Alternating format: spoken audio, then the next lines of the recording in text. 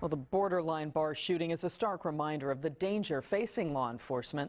While mass shootings get attention, we usually don't focus on the stress officers deal with every day. Investigative reporter Lolita Lopez has this exclusive report on why some officers may need help themselves.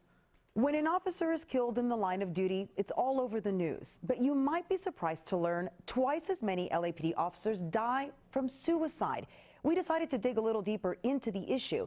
With the LA Police Union support, we sent out this exclusive I-Team survey about stress on the job.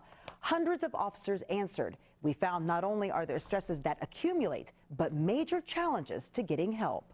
I didn't anticipate how quickly everything would spiral out of control. Melissa Swale says running from call to call took a toll on David, a 10-year veteran of the Los Angeles Police Department and father to their 4 sons. Melissa encouraged him to reach out for help. He looked up the number, but he never called it. Instead, he walked into our bathroom with one of his guns and shot himself in the head. Unfortunately, David's story is not unique. More than 600 LAPD officers responded to our survey about stress on the job and why it's so hard to reach out for help. 78% say they worry about being seen as unfit for duty. 67% are concerned about putting their jobs at risk. He felt that it would jeopardize his job. Officer Tim Olson understands that feeling. 2 months out of the academy, I was involved in the North Hollywood shooting. He was involved in 2 more shootings before his first year was over. I didn't tell anybody that I was bothered by it, so I just sucked it up. Did you find yourself, in not talking about it, doing other things? I drank a lot. I was like a country song. I lost my house, lost my dog, I lost everything but my job. Like Officer Swales, Olson knew help was available. Why didn't you use it if you knew it was there? A lot of fear and a lot of shame. 97% of the officers who replied in our survey are aware the department offers mental health services, but only 24% have used them.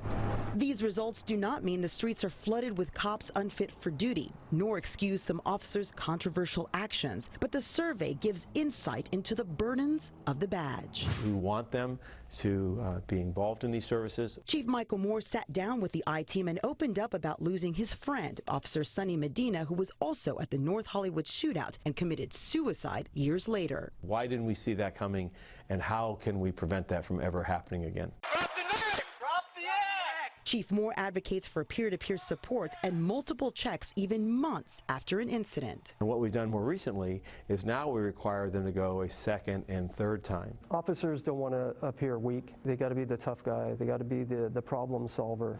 And that's where Steve Gordon steps in. A veteran of LA SWAT team and union director, he is part of a peer support group. What we want to do is break down that barrier and have these officers seek out the help they need without the stigma attached. It's not a sign of weakness. Dr. Denise Jablonski-Kay, a full-time psychologist with the department, says part of getting officers through the door is to talk to them like cops. It's just getting some assistance like a backup call. Officer Olson tells us his turning point came while thinking about his daughter. She deserved better. She deserved to have a father who's present.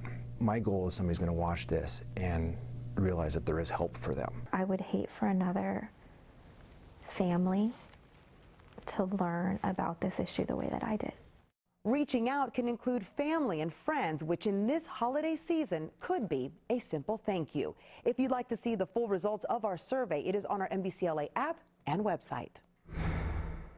So Burton, you really don't think much about it, do you?